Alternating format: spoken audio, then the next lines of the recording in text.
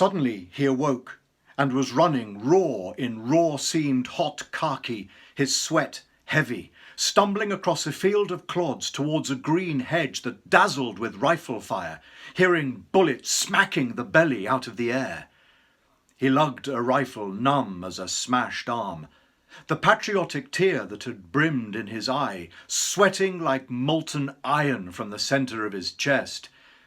In bewilderment, then, he almost stopped. In what cold clockwork of the stars and the nations was he the hand pointing that second? He was running like a man who has jumped up in the dark and runs, listening between his footfalls for the reason of his still running. And his foot hung like statuary in mid-stride.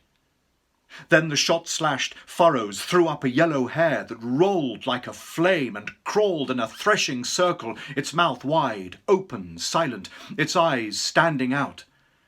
He plunged past with his bayonet towards the green hedge. King, honour, human dignity, etc., dropped like luxuries in a yelling alarm to get out of that blue crackling air. His terrors, touchy dynamite.